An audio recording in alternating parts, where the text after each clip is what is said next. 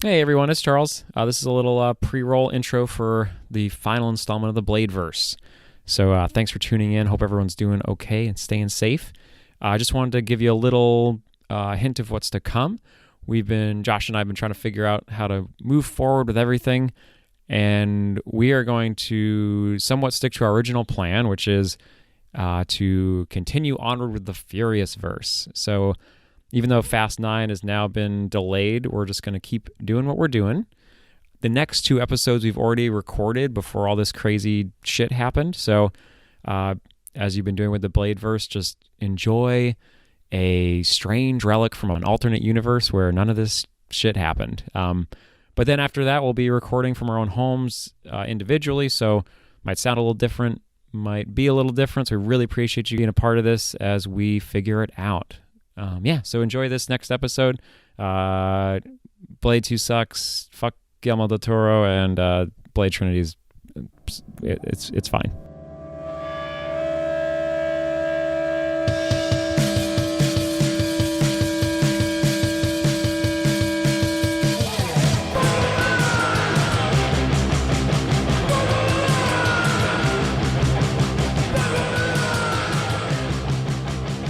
Hello and welcome to When Will It End? Baby, it's Blade Trinity time here in When Will It End Town.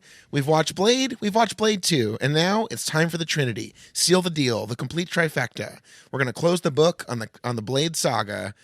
Here we go. Blade Trinity. Charles, I want to know right off the top, I want the freshest, hottest take you got. We literally moments ago finished David S. Goyer's written and directed by Blade Trinity. What is your first thought on the movie?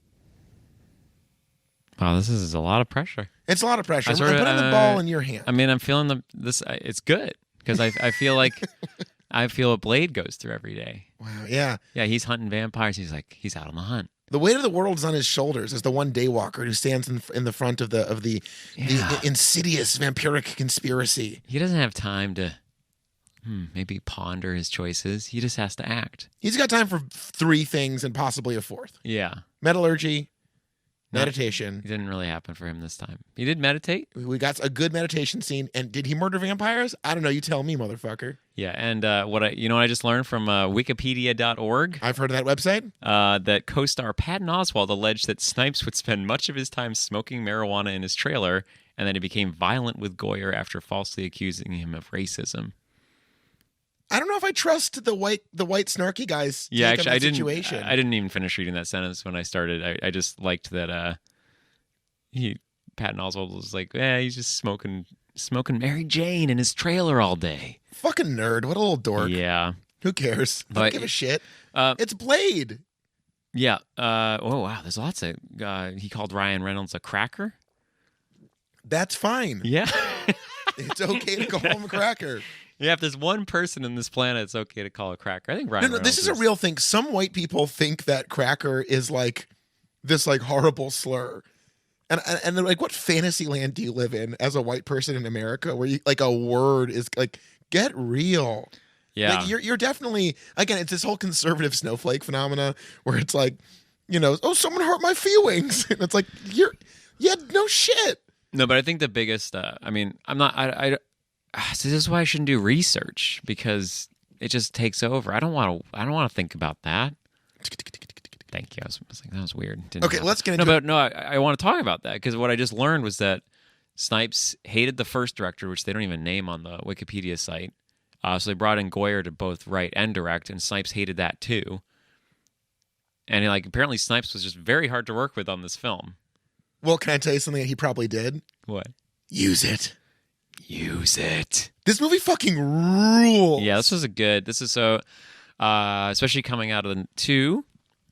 We hated 2. If this is your first time tuning in, first off, God bless you for starting with Blade Trinity. Yeah. I want to know the person out there who's like, where do I dive into the Blade movie coverage? I don't know. Blade Trinity, the most critically reviled one. I'll start there. It was I think this is what's weird. We talked about it at the end of the last one. It's like, what can they do? Blade Del Toro has pulled the rug out from the Bladeverse, and they have choices now. They can continue on from Del Toro's shenanigans. His like maximalism, his constant maximalism in every way. Yeah. Everything about Blade 2 is bigger, goofier, more cartoonish, wilder. But it's also that like bullshit that I hate where it's like so caught up in the minutia of like what he thinks is cool. I think a director is allowed to be like, oh, I think this is cool. I want to put that in my movie. But Del Toro that's all he puts in his movie. He puts nothing else in except for little bullshit that he thinks like is you can cool. tell he thought more about the dumb goggles that the spy vampires wear than like anything in the plot of Blade 2. And in this movie, I think what you're talking about is Goyer really lets Blade be Blade and lets Blade breathe. Where we're back to this very cold, gritty aesthetic. We're back in Los Angeles. It's another movie about paranoia, intrigue, and he ties in this mythological stuff. And if you note in the first Blade and in this Blade, there is the mythological stuff, but we're not diving deep into vampire lore in this exhausting manner. It feels like there's something so convoluted about 2 where like the plot is both confusing and yet idiotically simple at the same time. Yeah. It feels very like tiring. And in this movie, it's like, yeah, they brought back Dracula and he's an interesting guy. Yeah. He's got a lot of thoughts on the world. And again, we're back to that sense of like everyone is grimly doing something out of like pain and trauma. Mm-hmm. It's not cool. These are like hurt people. Whistler's daughter is like transformed by grief. Blade teaches her how to channel her grief into rage. Yeah. We see Natasha Lyonne as Summerfield, the blind tech. She's, horribly killed after tending to her daughter and reading her the Oz story. It's like, this is a very human story again. Yeah. And that's why, like, I read somewhere that Del Toro didn't make too many changes to the Blade 2 script, but he did. You can tell he clearly did. He had his little pudgy fingers, his little pie fingers, all up in that thing. He definitely got up in the guts of it because we were talking like, did Goyer just completely shit the bed on the script? But right. We're back to a movie where 1, people are funny somehow. 2, people die. People die. 3, everything has a consequence and has a weight to it. That in 2, it just sort of feels like this blown out action movie where it's like, you talked about, it doesn't even feel like a Blade movie. Yeah. Because, Blade 1 is all about the consequences of violence and his mother's traumatic death and facing her again. And in this movie, we talked about not putting too heavy a hand on this, but I like that Whistler says, look, you are like a son to me and I'm worried about you because you're alone in a world that wants you dead. Yeah. And I liked how simple it's like a very short monologue. And it's really it's heartbreaking. I think Goyer realizes that he got everything he needed out of that like subtle relationship in 1. And now you could tell that this is another reason you could tell Del Toro fucked everything up because the first thing Goyer does when he's back at the helm is kill Whistler again. He's like, no, I want Whistler to be dead. I want Blade to have to deal with that scenario. Absolutely. Yeah. Well, I think this is in the mold of a lot of classic part 3s, where I think of Alien 3, where Fincher course corrects from Cameron really aggressively. Yeah. I think of Austin Powers 3, where if you think about the transition from 2 to 3, 2 is again this blown out, self-important, self-aware movie that is pretty exhausting. And then 3 goes back to like, let's let this be the fun, sly wink that it is and have fun with it. And now they're a family. Yeah. And it's like, so I think the odds somehow, by lowering the stakes a little bit and making it again a human drama. Because Blade 2, the biggest problem with Blade 2 is that no one, it's hard to give a shit about anything. It's barely about Blade. We barely get a sense of Blade's feelings about the situation. He's not protecting family or himself. He's fighting a new, he doesn't do anything until the end. He's a marginal figure in his own movie. He starts the movie off and then all these little weirdos take over and he like literally he doesn't do anything in the Matrix house scene. He barely does anything. I don't even remember. He gets a few showcase fight sequences, but they're not very interesting or well shot. And what's cool about this movie is that our big problem with 2 that we've gone on about is, oh, you like Blade? Let's add 8 more characters to Blade that we now have to waste time on. This movie says, okay, we got to have people for Blade to bounce off of. It can't be Whistler. Right. He needs to go. They bring in Jessica Biel as Whistler's daughter, who I think is a little underserved by the script, but does a very good job with what she has. She's pretty good. Yeah, I think she maybe could have done a little bit more, but Honestly, I'd rather her be given less and show me more than be given a whole lot of shit for me to like. All right, I get it. She's Right, dealing and with what this. you're identifying is really is very savvy on their part, where we see another grief shattered stoic person doing a lot of the same physical acting that Snipes is doing. Mhm. And again, she comes home to see once her whole friends and family are slaughtered before her, and Blade just says use it. Yeah. And it's just like these aren't about people self-actualizing and becoming their best selves. They're like, no, we are torn apart by the situation, but we're going to channel all of that into our one singular mission. Yeah. And I think she does a really good job with that. And the bow shit is cool. Yeah. Bow combat is cool. Yeah. I mean, this is ahead of its time. Bow combat became really big, like really recently in video games, and Recently in video games, playing the Rogue and Diablo in the 90s was one of the highlights of my youth. But like, I'm talking like the new Tomb Raider series from like 2015. There's a whole bunch of video games that came out around that time that was all like not Event Horizon. I would love that video Horizon game. Dawn? I don't New fucking Dawn know. Horizon I don't play video games. Event? I'm not a nerd. I just watch the Blade trilogy on the weekends. So this movie does an interesting thing right off the bat, which we were sort of shocked by. This opens with the Marvel page flipping intro. Yeah. In 2004. And if we thought about doing any more research, we could have seen maybe this is the first. Is this the first? I don't know. Why don't you actually look that up while I talk? I'll vamp for a minute. Yeah. That really struck me because, of course, when you think about bow combat in Marvel, you're thinking about Jeremy Renner. The guy from the social media app, the Who? Rest in peace, Jeremy Renner's personal social media app. I wish Wesley Snipes should develop a personal, like a Wesley Snipes universe social media thing. I would love that. I want constant updates on Wesley Snipes. But yeah, so that was fucking cool. And again, we're back to like, they have a new cool hangout on the river in this movie that I was delighted by.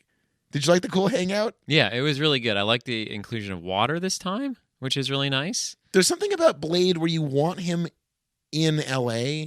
I didn't know how badly I wanted him in that environment until Blade 2, when he feels so disconnected from everything that it's like he might as well be swimming in the void. And this, he feels connected to it. I love we're back to the cool, time sped up transitions of falling into nightfall. And Guillermo throws in one of those maybe in Blade 2. But that device, I don't know, it is a really unique visual that really serves the Blade universe. I think it's really cool. It's the aesthetic, and I think it's interesting that the first director, I don't know, like this is it. We were just two boys in a room, in a basement, on a strangely unsupportive couch, trying to imagine what happened back then. Yeah.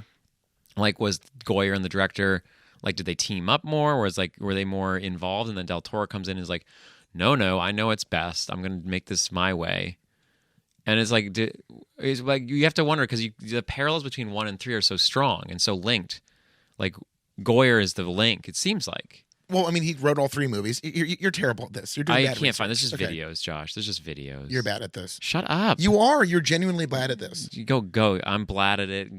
Go. Find it. You're Vlad at it, as in Vlad the Dracula. Impaler? Vlad the Impaler. He's often considered the historical origin of the Dracula myth. Let's talk about Dominic Purcell for a minute. Who's that? Are you fucking kidding? Never. We have conversations. We watch things together. You read things, and the information dribbles out of you. Your brain, like an incontinent octogenarian's fucking depends. Your brain latches onto supporting characters' acting names. I don't. I see them for who they are, as a member of the theater. The theater? What the fuck does that mean? I don't care about who they are in real life. I'm not one of those simpletons that sits in the dark and goes, oh, I recognize that person. I'm going to whisper to my friend. Okay, I found the research quicker than you did. You were like, God, it's nuts, man. It's nuts. I was just about to go there. Starting with the release of Spider-Man 2002, Marvel Studios introduced its flipbook production logo. Okay, so Spider-Man. So Spider-Man. Which Spider-Man? The first one, 2002. The one with the little, what's his name? Little boy? You don't know the little. It's a movie podcast. Who's the guy from appalling. Lord of the Rings? No, the guy who looks like the guy from Are Lord you of the Rings. fucking kidding? Toby. The one with Toby? Yes. Toby. Maguire. Yes. Sure, whatever. I don't care. You are the Blade 2 of people. I'm not. Yeah. I say let's actually do this. Out of all the movies we've seen, Gold I member. would say no. You might be the gold. I'm member. definitely gold member. Yeah, you're the gold. I mean, can I tell you one thing about myself that I found that I shared in common with I gold honestly, member? if I were Can I to tell you the one thing about I it? can't imagine what you're going to say next. I of gold. Uh-huh. That might be the best movie we've watched for this series. I go back to it's like a safe place in my head now. Yeah. I mean, I don't think so. Yeah, I'm going to give wrong. you it. You're very wrong. It's not a good movie, but compared to the others, maybe I'm the love guru of people. I would never. That's Wow. a step too far, even by my Okay, standards. you think so? I like dunking on you, but I would never call you the love guru of people. That's worse than Wesley Snipes calling Ryan Reynolds cracker on set. Ooh. Can you imagine a worse thing than for poor Ryan Reynolds? I mean, he probably didn't give a shit. Probably didn't That's give the a whole shit. thing about being called cracker. It's a strange. It's like, it sucks that that's the insult that we as white people get to endure, is that we are in charge. We're mean with a whip. Like that's all we have to endure. Oh no, they called me the man in charge with a whip. Yeah. Oh, they Like- reminded the fact that our hands are soaked in blood of centuries of slavery. Yeah. Good God. I know. That's So yeah, Ryan Reynolds is a cracker. We're all crackers. Yeah, just own it. Yeah. It's like the whole maybe like not own it. I would say I'm not- maybe No, okay. like I'm think saying about it and be like, oh shit, yeah, this is own it in the sense of, I think for some people they think being called a racist is a pejorative, when it's like, no, you like in a society where your race enslaved another race, that is a dynamic that exists. Yeah. You can't erase it. It's not an insult. It's accurate. That's a good point. I don't think cracker is an insult. I think it's intended to be an insult. It's a harsh reminder of your Is it place really in the a world. reference to the crack of the whip? Yeah. I didn't realize that. Oh, well, you learn something new I every was day. imagining it's like saltines. Oh, you just think we're bland? Just like a blanched white processed flour, which No, is also rude. it's It's a not good for cracker. you. You right about this stuff? No, what's wrong with crackers? Well, I think that kind of very processed flour is not good No, for your digestion. Okay, I don't eat that. It cakes the walls of your large intestine. I made that up, but the visual is striking. I like it. Do you think? Oh wait, can we give Del Toro a quick call? Yo, Say- what does that mean? I'm just saying, Del Toro, we got this idea. We just thought of intestines, the inside of intestines. He would- Are he you the would man love for the job nothing to more. show us a flour-caked intestine? Yes, We can have I a whole am. autopsy scene where they poke at an intestine. Josh is dead of flour. Okay, cracker term. Oh God, we're just gonna spend time looking this up. Sometimes white cracker or cracker is a racial epithet for white people, usually used especially for poor rural whites in southern United States. So that does make sense. Etymology. Yeah, no, cracking whip. There you go. Or possibly loud conversation and bragging talk in Middle English. Oh, okay, interesting. I wonder which Hold on. ones. He called He called him a loud bragger. that is okay, no, Oh, that rude. changes everything. Wesley, how could you? Wesley, come Hey, on. Let's man. talk Ryan Reynolds for a minute. Okay, I want to. Yes, I think I wanted to ask before we talk Ryan Reynolds. I want to ask you a question. This movie is called Blade Trinity. Yes. What do you? What is that reference to? What do you think? I mean, obviously we haven't really talked about the Matrix. The Matrix this is crazy that we did a little bit in the first one, but like this predates the Matrix. Not this movie, but the series does. The series does. But then the Matrix became so big, this movie like strangely calls back like the Neo hand gesture in the Matrix, Jessica Biel does the come hither pre-kung fu fight but like thing. the exact same close up of the hand and Yeah. the same like angle of the fingers bending back. So it's like this weird cycle of probably Blade influencing the Matrix, but then the Matrix then influencing the Blade. Well, I mean, I think just like the Matrix and it became part of the visual language of movies so quickly that like it's inevitable that if you're doing a high concept, sci-fi thriller, you're gonna have something. I mean, I don't know. I'm not that hung up on that. No, So, I'm like, just so I'm curious. Do you think Trinity is like? No, oh, I well, don't think so. Trinity is in the Matrix, don't think so. that was like just a part of the vernacular in 2004. I mean, I guess part of me says maybe some fucking absolute dipshit in marketing was Right. like, well, we could call it Blade Trinity. And that will subconsciously tell people I that this is. don't know. So, but then, No, I but then think- you have to So if it's not Trinity from the Matrix, who's the Trinity? Right? But there's like No, hold on. Of course, the Trinity is Ryan Reynolds, Jessica Biel, and Wesley Snipes. And I guess here's so. my idea.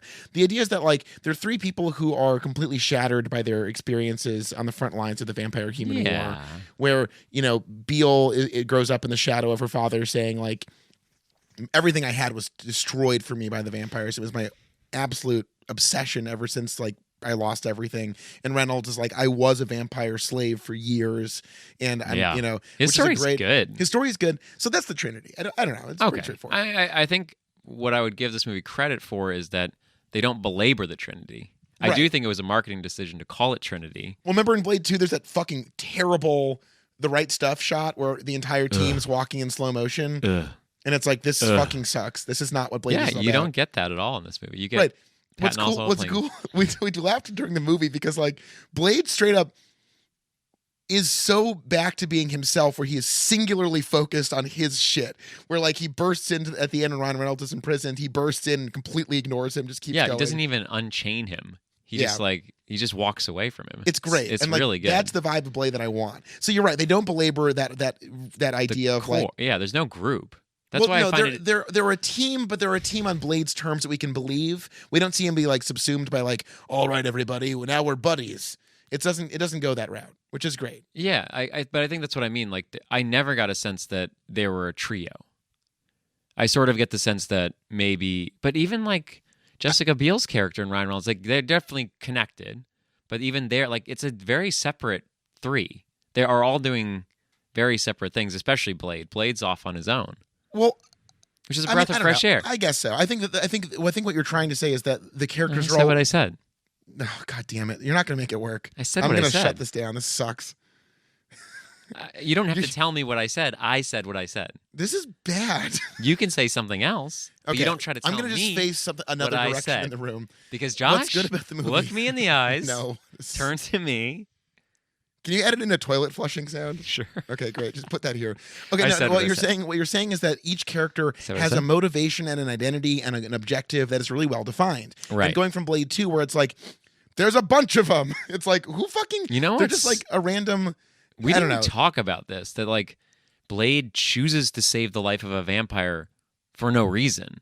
In 2? Yeah, we talked about it. It's stupid. I don't want to talk about it. I'm just saying, like, that's the thing, that he's became a part of this dumb group. And I like that he's interacting with a group. Okay, no, we get it. I hear what you're saying. Well, you just keep shutting me down. No, so you've said the same thing several times. So I hear what you're saying. I think what I'm trying to say is that is the compliment to what you're saying, which is that everyone has a different objective within this Trinity, within this like forced arrangement. So it doesn't feel like just like, you know, a mob of people sort of, you know, we must find the Reapers, which is a shitty motivation and is stupid. And like the Blood Pack has no purpose other than like they're a vampire squad. It's dumb. So in this movie, yeah, the motivations gives them all their own arc that we follow, when that arc doesn't exist in 2. And then that's what you're saying, where who gives a shit about Nyssa? Who gives a shit about Lighthammer and Reinhardt? Who gives a shit about Snowman? Well, we do, because Donnie Yen fucking slaps. I give a shit about but Snowman. In this, it's like Ryan Reynolds' ex-girlfriend, Parker Posey, is leader of the vampires, and they have a whole thing. They have a whole game that they play. And with Beale, she's like, you fucking killed my dad. And she's a whole game that she's playing. And Blade is like, me and Dominic Purcell are kind of buddies, but I do have to kill him. Wait, who's Dominic Purcell? Are you fucking kidding? Yeah, I got you. I like that in this movie, Dracula and Blade have a great dynamic where in the first movie, Dorf is like, humans are cattle. We just slaughter them. And then Purcell is like, as Dracula, he's like, look at them. They're just silly. They're just little. Yeah. Insignificant. He doesn't hate them. He's like, I'm an immortal vampire god. Yeah. I don't give a fuck about people, but I don't hate them. I don't resent them. No. And actually, one of the coolest scenes from any of the Blade movies was the blood farm. Absolutely. Yeah. They again talk about like the weird Matrix parallels. We finally get like the logical conclusion of the corporate vampire aesthetic where, you know, why even hunt them anymore? We'll just steal all these homeless people and make them into a blood farm. And again, injecting... We're doing a public service. By making this movie an American urban film, they inject this like really nauseating like political subtext where they're like, there's like 3 million homeless people wandering around the U.S. every year. No one cares about them. Yeah. Just take them. We're just going to take them. Right. And like talking right now in a Democratic primary where like Mike Bloomberg is like an actual vampire lord is running for the Democratic primary, where it's like, yeah, I mean, like the Onion joke, you know, the great Onion article where a bloodstained Bloomberg announces the homelessness problem is solved in New York. It's like really like that kind of like the subtext of like a corporate mindset or this like, you know, eerie like Illuminati elite vibe of the first movie that the second movie takes a fat shit on by making it a stupid, goofy monster movie. Like we're back to that sense of like, ugh, this is saying something about America. This is saying something about power. Yeah. And I was a little worried because the opening scene was Blade getting like framed for murdering a human, and I was like, wait, I thought we already established the rules that the police are already the enemy, and I was like, oh, what are they gonna do? This is gonna work, but no, it worked great. It was really my immediate like, are they gonna change this up?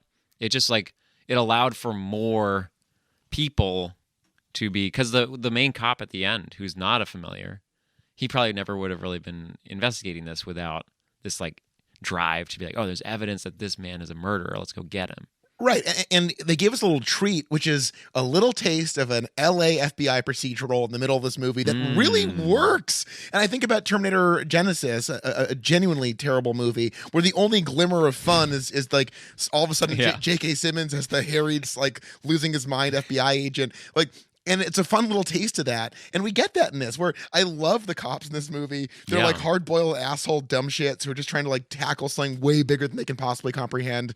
And that little flavor gives it that like that groundedness that, again, too, it's like completely ungrounded in a way that's very irritating. So I think that ploy, which again, I agree, could come off as contrived or, you know, maybe at odds with things established in Blade 1, actually does give us more of that texture and grit of like, no, this is an actual guy living in an actual place where there are actual consequences. Yeah. I think the bad guy, it was also really nice to have like a bad guy again. Which bad guy? Dracula. Yes. Okay. But like there's lots of great bad guys in this movie though. That's true. But I mean like a main bad. And it's weird that like I think the big bad is so buried in, well, first of all, it's so hard to know what anyone's motives in 2 were. Like, why is this big Reaper doing anything? And then why it's just like, and he's so buried in makeup and CGI prosthetics. It's like, I don't care, but it's Idris Elba in Star Trek 3, right, where it's like you bring in a big bad and you completely hinder his ability to have any emotional impact on us. Yeah, we were talking about like you can barely move his arms. They're so like caked in whatever. Well, that was the Vampire Lord in 2, who truly is pathetic and can't do shit with his hands. He looked like a Jedi because he couldn't move and he just was like throwing people around, but it was so obvious. But it's nice that it's like... No, it was the Reaper. The one seems like, just like waving his hands back and forth. Oh my God. But honestly, I'm sorry to bring up Star Wars, but like this is an interesting 1 to 3 where if you sort of see the Death Star in Star Wars as the first bad guy in Blade 1, and then the Death Star 2 in Blade in Return of the Jedi, and we have like a return to that like Death Star bad guy. They're very similar, but as you pointed out, it's better than Star Wars. This is like not just a recreation of the first bad guy. Like, oh, I wish, like, I don't know why we need this Death Star again. It's like a new version of the conflict, and it's not we don't really care about it. He has his own personality. He has his own drives. He has another character that we really get to see what he wants to do. Well, and in Blade 1, you know, Deacon Frost and Blade are both driven by their between worlds bastardization identity. And in this movie, Dominic Purcell, you know, as Dracula, upon his defeat, he's like, all right, Blade. I know. You know, I was, you know, good. We wanted to make a new generation of daywalkers, but there already is one, and you're awesome, man. Yeah. I respect you. Yeah. And I like that, you know, the total lack of emotionality in 2, or at least the completely incomprehensible emotionality in 2, where the Reaper guy is maybe sympathetic, but kind of hard to tell because he dies anyways. Like they completely lose a thread in that character, and it sucks as a villain. And in this movie, I love that they end on this note of like, vampire to vampire, bro. Nice moves. Yeah. Oh, and also have fun with that thirst. Yeah. Like he's like, yeah, you are what you are. We've been searching the whole time to make a better vampire, and you're it. You'll become one of us soon. Don't worry. Right. And what an emotionally interesting choice. And also what a damning thing to say, where he's like, I'm not even worried about you being a good guy, because at the end of the day, you are driven by a lust for blood. Nothing will change that. Yeah. What a great way to end that. Like, so Blade gets the win, but again, kind of like in Blade 1, even though he triumphs, it doesn't solve any of his problems. Mm-hmm. It doesn't make him happier. It doesn't make him simpler. Yep. It doesn't, it really underscores how trapped he is. And that's like a brave, interesting thing to do with a character, especially at the end of a trilogy. Yeah, no, and that's the thing about franchises. I'm going to bring up Star Trek this time. Is that okay with you? Well, we've already brought it up earlier. Just moments ago, we talked about the original one. The original. Oh, sure. They always, you know that thing? I don't even remember which one's which, but they're always like, oh, the odd-numbered or the even-numbered Star Treks are good, and the odd-number ones are bad. People say the dumbest shit. But I'm wondering if in this franchise building, you're talking about this as a trilogy, but maybe they were setting up a fourth one. I don't really know. Like maybe that there is that like every other one in some series is good because the first one's good, and then somebody else takes over and fucks it up. So they have to course correct. Like there's all this like strange sine waves and arcs that are going on within the framework of the whole franchise, where you're always having to deal with what came before you in ways like we talked about this Terminator. It's like, what do you do? What do you use? Where do you build? Like it's this game within this huge, like the whole system is sort of designed to make directors have to confront what they want, but still work with what they're given. Yeah, and I think obviously speaking in the wake of Rise of the Skywalker, or I can't even remember the name. It's the Rise of Skywalker. Yeah, it's the Rise of Skywalker. Whatever. You can remember it. This very simple mnemonic, TROS. Tross. It's well, the Rise of. You can just remember the Rise of Skywalker.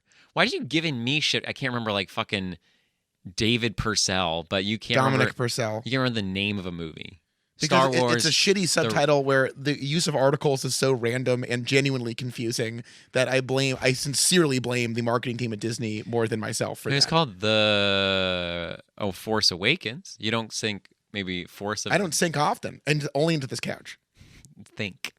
You said sink. Oh, okay. Yeah. No, okay. Force of the Awakening. No, but I think you're making a good point. I think a lot about Verbinski and the Pirates trilogy, where there is a weird drive to those movies that's incredibly, like in retrospect, I am more and more impressed with those first three Pirates movies. Yeah, because Verbinski, given this like pretty rare right to really craft an entire trilogy, which if you think about it. In the realm of trilogies, other than what, Peter Jackson, who really gets to do that? But also, it's Goyer is the closest we've come so far to someone, even though he didn't direct the first two, he wrote all three. Mm-hmm. So, that sense of continuity is interesting, and that conflict you're talking about. So in this movie, we've seen, this a really erratic spike of like consistent, great first movie, what the fuck second movie, back to consistency in the third, same writer. And it's as interesting because Pirates, you have the same director, writers. I think at least director for the first three, and then 4 goes bad. So it's like the odd even thing's gone, but it's the team. It's like by team. You have here's Verbinski, and then some other asshole takes over who is probably a pedophile that likes Russian girls. Yeah, gross movie. Ugh. The grossest Thank you. film. I really appreciate you not calling me the Pirates 4 of men. Oh, I would again. I think that's just above the Love Guru, which is the nadir of things to say to people. But yeah, it's still pretty bad. But then the course correction in Pirates 5 is lovely. It is, yeah. Yeah, so I think we're seeing that course correction, and even though Wikipedia claims there was a lot of strife on set, they used it.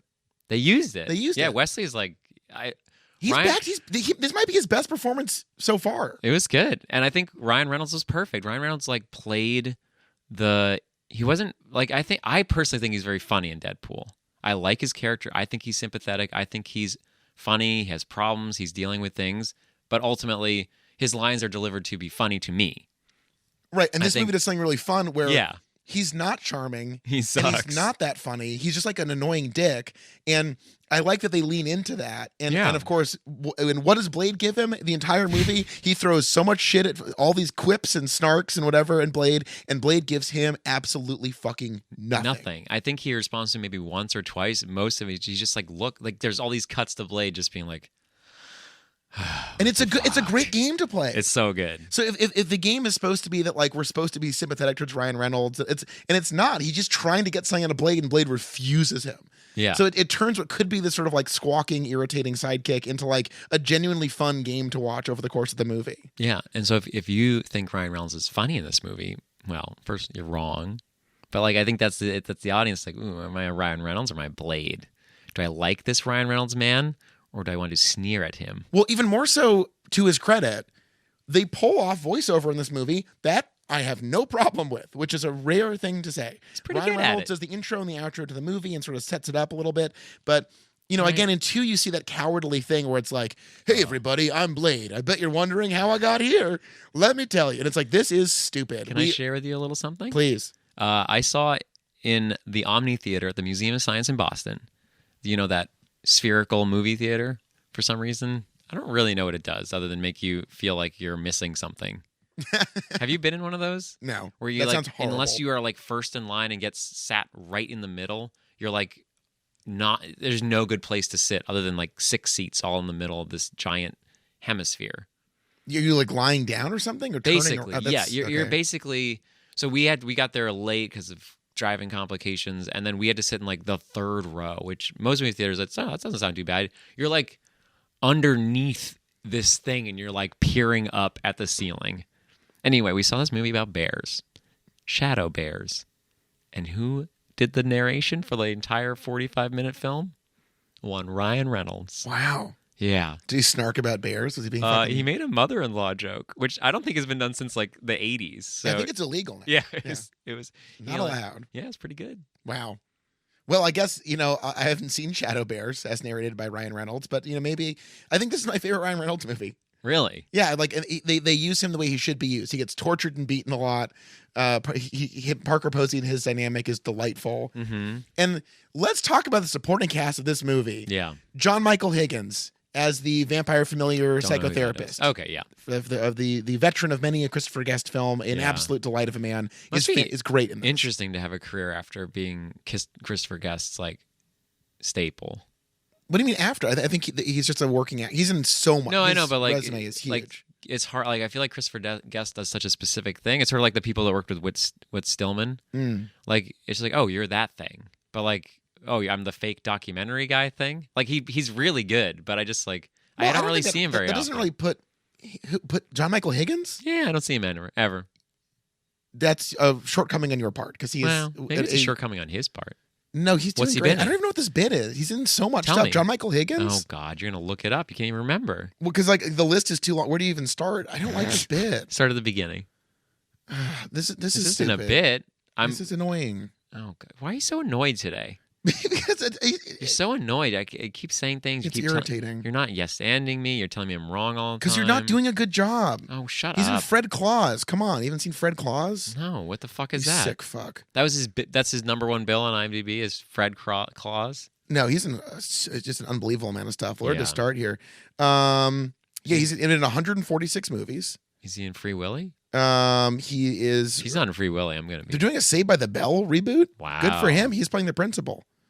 He's in Bob's That's, Burgers. You know what? Wait, he's in F for Family. He's in Drunk History. He's in Scooby-Doo and Batman: The Brave and the Bold. Pitch Perfect 3, Pitch Perfect 2, Pitch Perfect 1.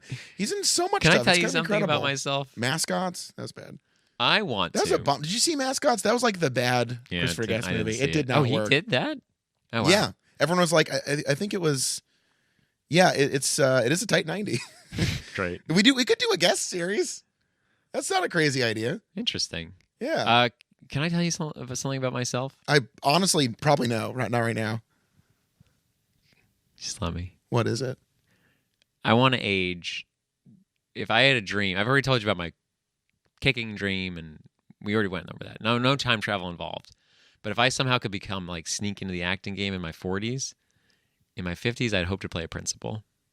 I think that is one of the best roles. I can see that. Like the Buffy principal's one of the greatest. He's principals. Phenomenal. The principal in Freaks and Geeks is amazing. Like he's the beloved. principal, the role of the principal, you get to be a powerful person over the weak because high schoolers are they're not important. They don't have any rights. They're dumb. They're scary. So you get to be like this power figure to nobodies, and then that gives you this role to be like, ooh, do I play it silly? Do I play it domineering? Like I don't know. I like a good principal.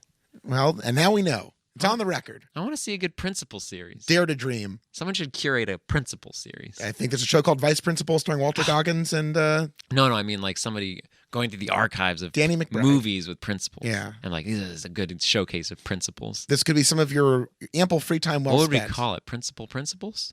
The principal principals. The principal would be the best way. Don't pluralize it. The principal. The principal. Could be a horrible letterbox list. Okay, I want to talk about this fucking movie. Okay, John Michael Higgins. He's an incredible actor. People who are well versed in film and television know him well. He's I know who delightful. Patton Oswalt is. Patton Oswalt's in it. When I think well restrained, I find him generally irritating.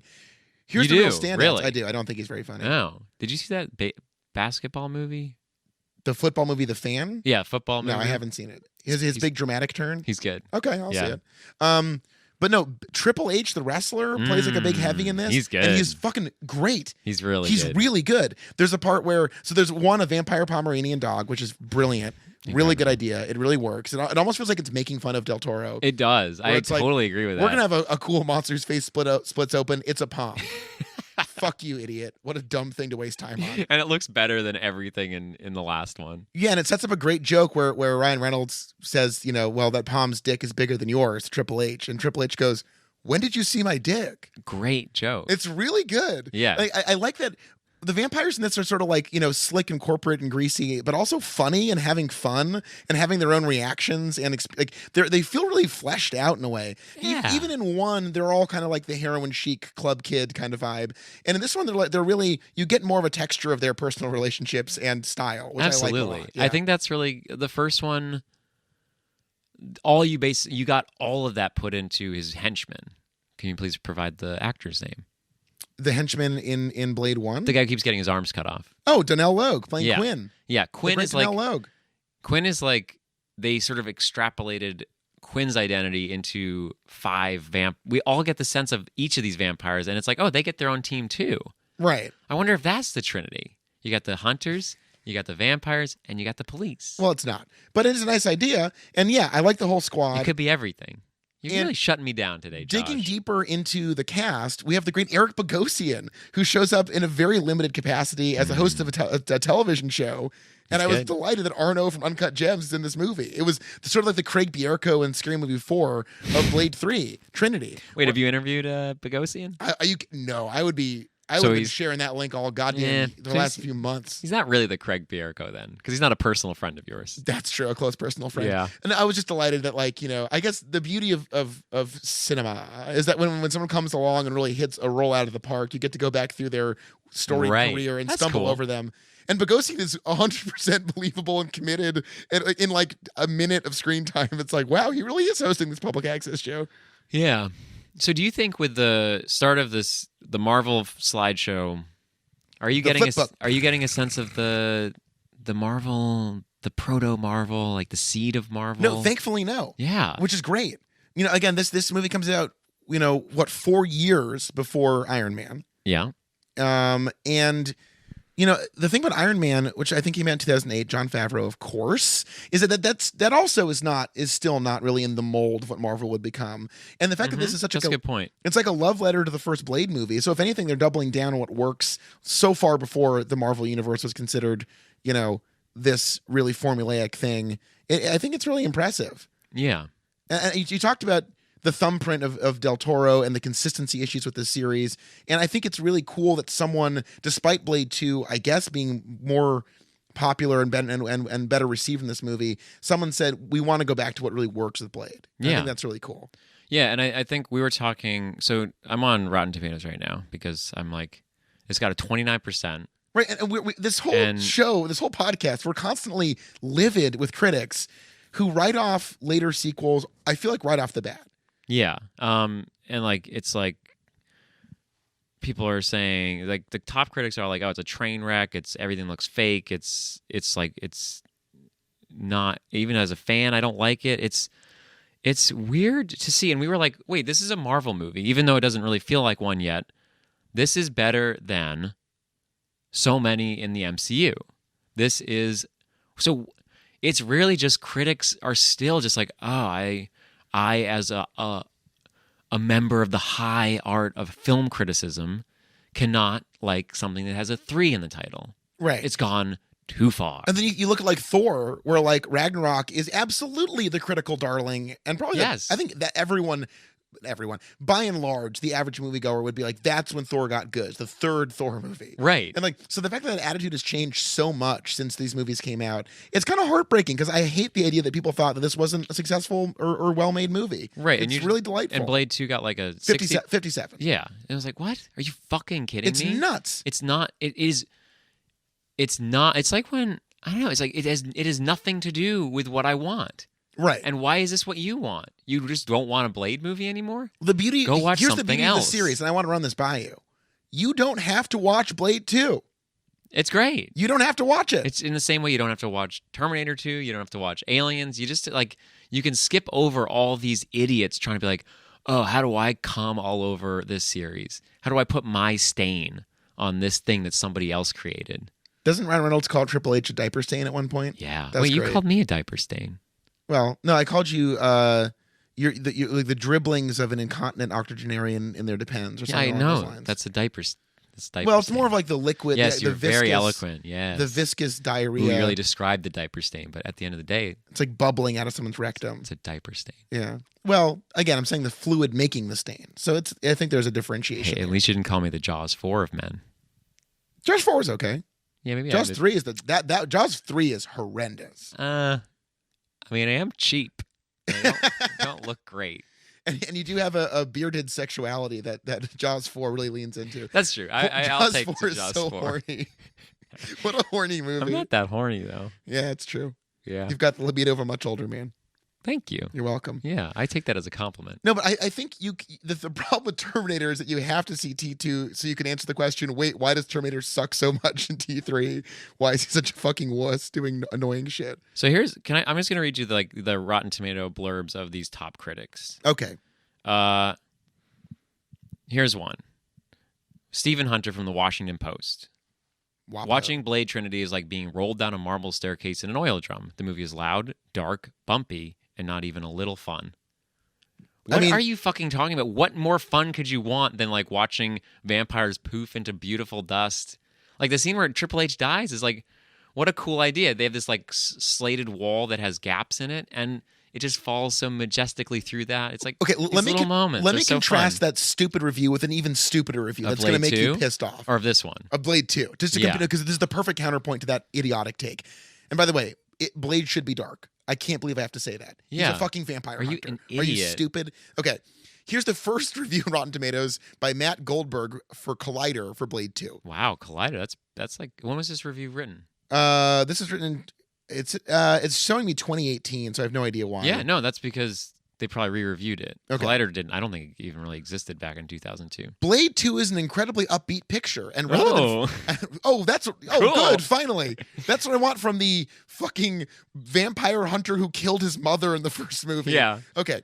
It's an incredibly upbeat picture, and rather than focus on Blade's loneliness or how he's humanity's protector and yet can never truly be one of them, the entire premise of Blade, the core of his character, the central driving quest that makes him a compelling figure, Del Toro gleefully jumps into the action scenes.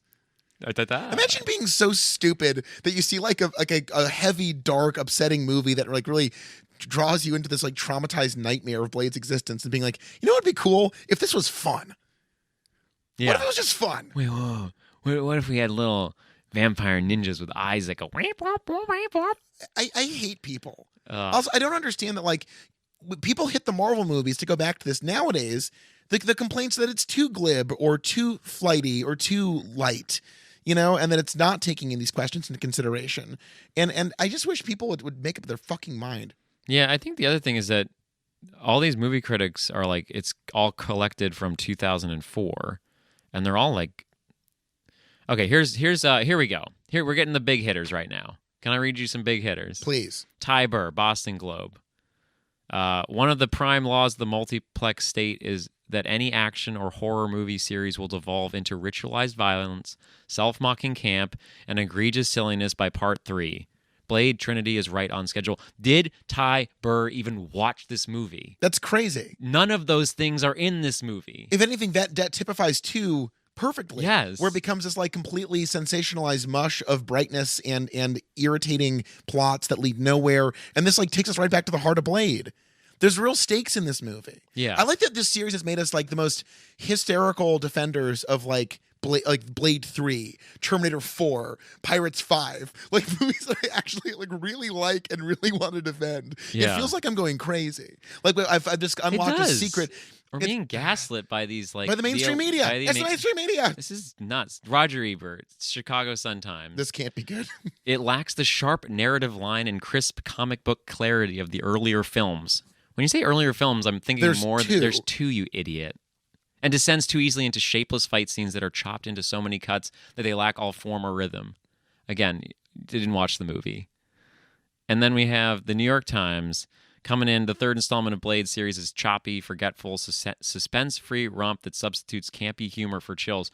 What? So these people were all fooled. This is what I'm talking about. They were fooled by Ryan Reynolds. Ryan Reynolds is not campy comic book comedy. He is an asshole character that is going through something really traumatic, and his way of doing that is by just like pretending it didn't happen. He makes jokes about things that are important, and he keeps everything else bottled inside, and he doesn't know what to do. He doesn't kill the vampire at the end, the woman that ruined his life. He can't even do that. Right.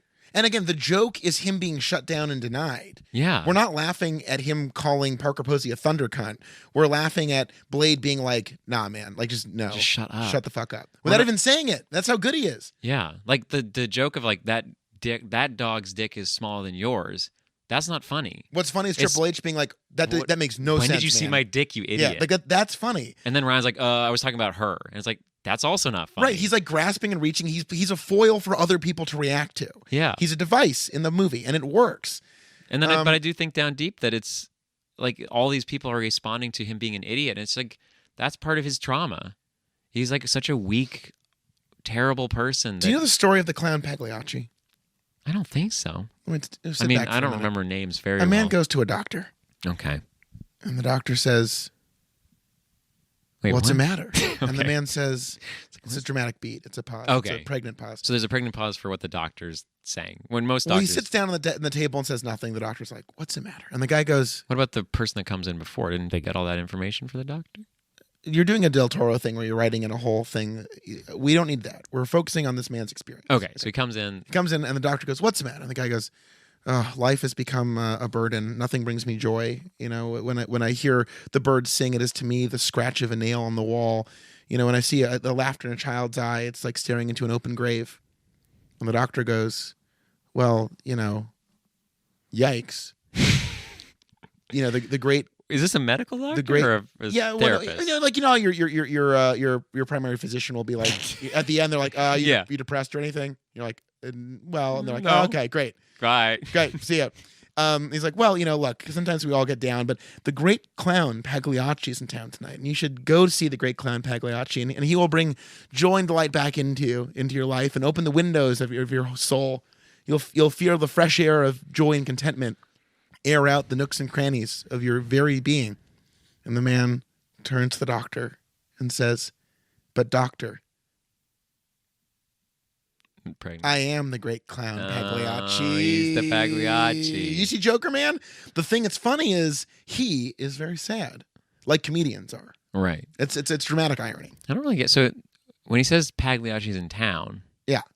But this is his primary care physician? No, I'm saying, you know, your primary... I was just using an example from our experiences. Though if you're like... so he's in town Yeah. he goes to a doctor. So maybe he thinks, I can't talk to my primary care physician about being depressed. While I'm on tour in a strange city, I'll go find a doctor I've never seen before. He'll never see me again. He's filled with shame at his own weakness. Yeah. But Much it like isn't weakness. The Ryan. Much like the Ryan. You reminded me of something when you said a toddler's eyes were like gravestones. Yeah. The use of child in this movie is perfect. Most movies get children wrong. They miss, like, especially Cameron. Cameron does not know what to fucking do with a kid. This movie is like, she's in a few scenes. One of them is Blade being like, she's like, why are you so mean? And he's like, life sucks, you fucking idiot. Get like, with it.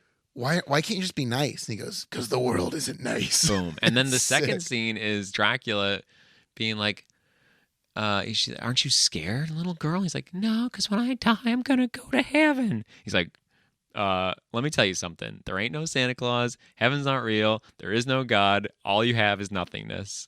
Don't you want to live forever? It's great. It's so good. I think the problem with the use of children in film often, and again, pulling on the classic example of Newt, which is simply used to ruin the character of Ripley and make her into a more conventional female figure in James Cameron's eyes because he's a fucking idiot.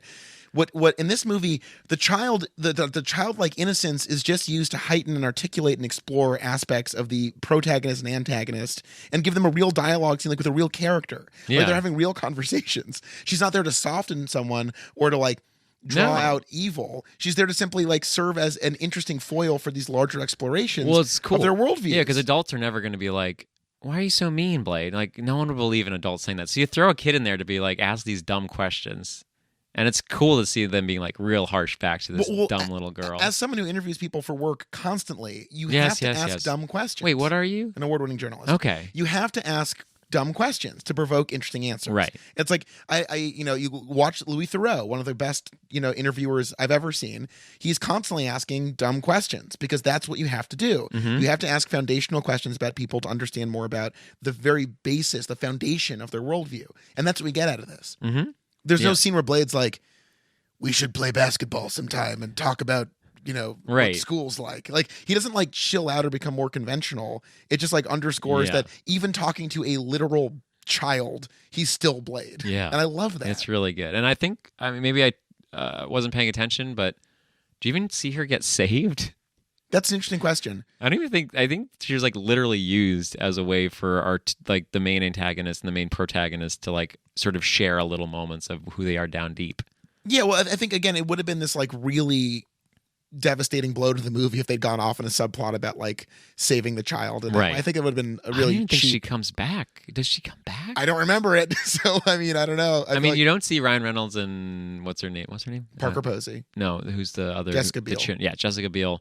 You don't see their escape, so I'm sure they just take her and go back. But it's like it's nice that they don't even linger on like we got to go get the girl. He cares more about getting his sword, right? than Which getting is so the girl. Fucking sick. Yeah, Blade does the thing. In Blade 2, they try to give us Blade doing Blade stuff. Like they don't though. No. But they throw in a couple little. But in this, we get a lot of like real Blade being Blade that I just think is awesome. Yeah, he's so cool, and I think that's the epitomized by him going back to get his sword and then jumping out of like a 20-story building and landing like, gotta get my sword. And it's sick. And by the way, the first time I saw him jump, it's a 5-week. What would Tartarchus think of Blade? Imagine if Blade went to fucking Barsoom. Can you believe that? He'd be the biggest jumper around. If he fucked up the Therns alongside the Thrax with fucking Tartarchus at his side, Tartarchus would be like, when I saw John Carter jump, I knew there was something special.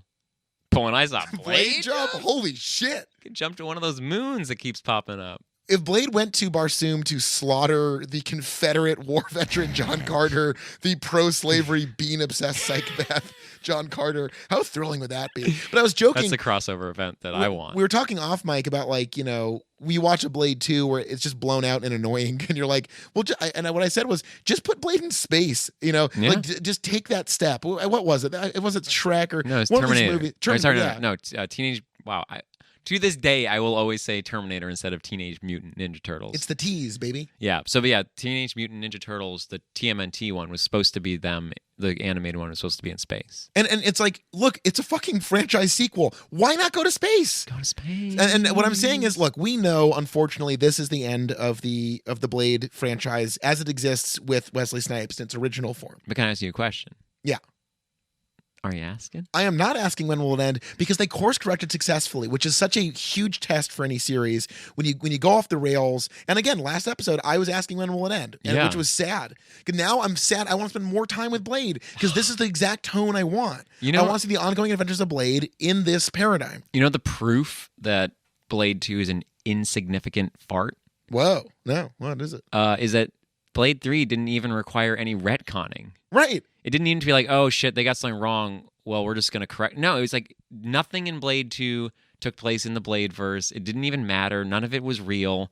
Like, they don't even have to mention it. Well, other than bringing back Whistler, which is obviously the big thing. Like I earlier said when I was feeling very cavalier and full of pep. Full of beans? Full of beans, full if you will. John Carter style. Beans.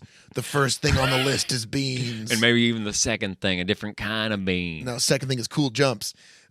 You do have to explain why Whistler is back, which is annoying, but that's not the fault of Blade 3. I'm not going to. Wait, what do you mean you have to explain why he's back? Because they bring him back in 2 very abruptly. Okay, I'm saying so he's that's dead the only at the end of 1. So if you went to Blade 3 from 1, you'd be like, oh, he's just back. Yeah. Okay. So you're going back to that, but like it's not even retconning. It's just conning. Well, I'm saying that is the one thing they have to reckon with Blade 2, which again, thank which God they do very well. They kill him act like immediately. it never happened other than Whistler, which is sick. Honestly, by the way, Whistler, that motherfucker, new base, new hidden shotguns. You can't stop him. Oh fuck! If you put Whistler in a room, he will hide 8 shotguns in it. You're like, oh, welcome to my home. You want the tour of the house? It's like, yes, please. What's in? Why are your pockets so heavy? No, nothing. Don't worry about it. Don't worry. Just take. Let me see the tour of the house. Yeah. Then your partner's like, Charles, There's There's like shotguns 8 and shotguns just strewn about the beams and rafters and lights of the home. fucking Whistler. Goddamn Whistler. Goddamn Whistler. He's Johnny Shotgun Seed. That'd be good. Yeah, that's a good stuff. That's a good series. stuff Oh right my there. God. The Shotgun It's a good Seed verse. series. So let's Yeah. rank them. Let's so, rank no, 'em. let me ask you. Are you Okay. asking when will it Oh, end? thank you. Are No. you asking? No. This was great. I loved Blade Trinity. I was really worried we would end this series on a dud, and the fact that we bounce back makes me feel like I can do anything. Anything. Like you can jump on Barsoom. Oh, I would impress Tars Tarkas with my jumping ability. He would say, "Everyone gather around, look at Massachusetts, jump." That's actually one of the funniest parts of that early part of John Carter is that all Willem Dafoe is trying to do is to get people to see him jump. Yeah, it's like his character's sole purpose is look how good this guy can jump. It's like a half hour. He's like, John Carter, please jump for me. And John Carter's like, fuck you, Tars. The South will rise again. I'm not jumping for you, you green piece of shit. Please jump for me. Jump for me. Jump, jump, boy. And then he jumps, and everyone's like, oh, he jumps so good. The jumping is exquisite. Blade jumps so good. Blade is a master jumper, Yeah. and you can believe his jumping. Yeah, the special effects were good. I think this is the best. I think I have a soft spot for the first one. That like blood tornado is really bad and cool. It was delightful. This one is way better looking. The second one was like the rubbery special effects Awful from 2002. effects. Yeah. This is still not. You can tell it's CGI, but it doesn't make me go, all right, that's a rubber man. I don't think there was a moment in this where I really had where I was caught up in the effects not working, which I No. think is really impressive. It is really cool to like. I do understand why practical effects are better. It's not that the effects themselves always look better. It's just like it makes the filmmakers have to work with something physical, and it makes the whole set like we talked about glass in the first one. That whole's like, oh fuck, they just made this from a glass. We're gonna watch that fucker get shattered. It's gonna be great. Like they just like it's all so real, and you can feel that it really affects. There's the a whole thing movie. where even with practical effects, I don't have to believe that it's really the thing it's representing. I have to believe that the characters and the actors are responding to actually something and having a response. That dynamic is it's just so clear when that's not happening Right. in movies where CGI is so overwhelmingly employed. And so yeah, whatever they did in this really worked for me. Yeah, it did work. It was good. I think let's get to the ranking. I think this is Unfortunately, we're at easy. the end of a verse. We're gonna. And I'm already missed the Bladeverse. But we'll be back in 2022. That's true, baby. Marshala Ali It'll be good. Do you think Marshall Ali's gonna call anyone cracker on set? on set. I don't know. I He hope so. certainly has every right to, and I encourage him to make white people uncomfortable whenever he wants to. Yeah, I think that's good. I like that. Yeah. I want someone to call me a cracker. Okay, now it's getting weird. Don't fetishize it. No, oh, that's true. Yeah, it's bad. Okay, I think our rankings are pretty simple. I think we're on the same page. Yeah, let's do it. I think Blade 1, if it was the only movie that came out in this world, is a pretty iconic 90s action movie that is really fun to watch and really violent and exciting. And I think it's my favorite of the trilogy. Yeah, and it's a really good movie. Yeah. I would say it's probably one of the best movies that came out that year. It did everything I wanted. It's aged shockingly well despite technological limits. It's really good. Yeah, it's great. Number 2, Blade 3, Blade Trinity. Yeah, It's great. Blade Trinity. It's a good movie. It's And it's a great Blade movie. It's a satisfying continuation of the world of Blade 1, which, number 3 in the list, old way in the back Blade 2, completely throws out for reasons that are only attributable to Guillermo del Toro not like really wanting to stink it up with his thing so bad that he throws away everything about Blade 1, its aesthetics, its emotional tone, its location, all the things that make it work, he gets rid of, and we're left with some other thing. It barely feels like a Blade movie. I was going to say, I'm going to even disagree with you. I don't even include it in the rankings. Wow. I strike it from the Bladeverse. So you're Cast out. rewriting the canon entirely. Yeah, Wow. me as just a person. I'm not even a fan. Well, hold on, can we put 2 keys in the thing to open like the Cold War missile silo? Yeah, and then to press the excise button? it from the cannon. Okay, You ready? good, yeah. 3. How do they do this? 2. Can you imagine? It's like, what's the? They do a countdown. Probably. I know, but like, what's the? Obviously can't do it at the exact same time. So there must be. It's pretty close. Yeah, it's like the scene in Scary Movie 4 Exactly. where it's like I count to 3, but I probably could just do it really. I go on anytime. 4. Yeah, I'll go on 4. Okay. 1, 2, 3, 4. Oh, you were going. No, we did it. We did it. Okay, then do you press a button, or is that it? It's just the keys. Burp, You press the button. I want to press the button. burp. Blade 2 will be removed from the Blade canon. Burp. Burp, burp.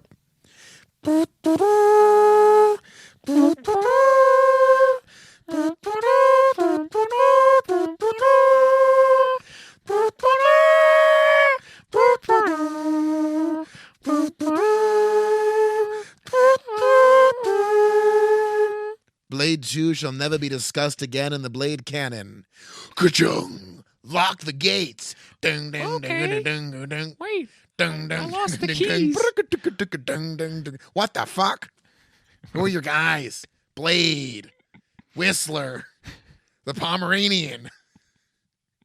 I think this is it. That was the end. Okay, what's our next? We're cutting. Oh shit! No, we do have to.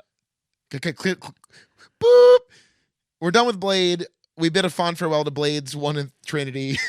we care little for Blade 2. Cast out into the wilderness. Why are you talking about it? We have to do it again? It's We been just sent. cast No. it out. We've been sent into the wastelands. It's time to die. we're Blade never 2. talking about it again. And it's the last time we'll ever say Blade 2. Our next movie, Charles, what verse are we diving into next? This You're is excited. exciting. You're pepped up. This is exciting. I Vroom, vroom. yeah, a little tease. Wink, wink. Well, Well, first, let me say this. You're all about family. I am all about It's the all about familia. family. Me familia. Me familia. See. Me familia is you are my familia. Hey, what brought you to the When Will It End podcast? What brings everybody to the When Will It End podcast? The music, the culture. I'm just so excited for the series. That's good. So we're doing the Furious verse. Yes. It's going to be 9 long weeks in preparation for the May something the release of Furious 9. Yes, and of course we speak of the Fast and the Furious franchise.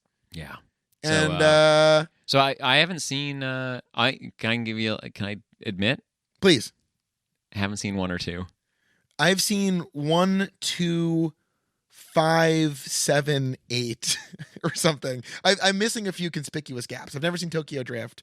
Oh fuck! I've never seen. That was the 4. first one I saw That's crazy. because I'm all about drifting. I know we will have to do a primer chronological map to figure out exactly how all this ties together. Because I remember they go Fast and Furious as well with the You know they go, they all fast and loose. I think vroom vroom. this should be called Fast and Loose. I'm so excited. Yeah. So we're basically I've seen 3, 4, 5, 6, 7, 8, yeah. and Hobbs and Shaw. So Right. I like got once with 3. You've seen 5? Oh my god, 5 is 5. a masterpiece. Yeah. We'll get into it.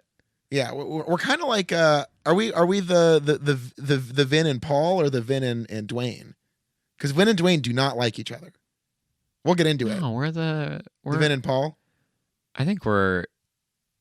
Yeah, Or I would say we're the. Tyrese and Ludacris. No, we're the Rock and Jason Statham. Statham Yeah, because that we makes sense, have yeah. that like energy that we hate each other. Right, like I'm sometimes. big and muscular and charismatic and Right. beloved, and you're like and a I'm skinny British. prick. I'm a British prick. Yeah, gov. Chav. But a I'm a chav. criminal. You're a cop. But Governor? down deep, we love each other. Are we doing Hobbs and Shaw for that too? Is that on the schedule? It's not on the schedule. We should no. probably work it in. It's definitely part of that world. Will we just make a Oh my determination on this? God. Well, the My ruling is brain- forthcoming. I just thought about the calendar. Ian's brain is shattered. Oh, God, I know. need to go now. Yep. I must leave. Okay. And I want to say one more time, goodbye, Blade. I love you. I love you, Blade.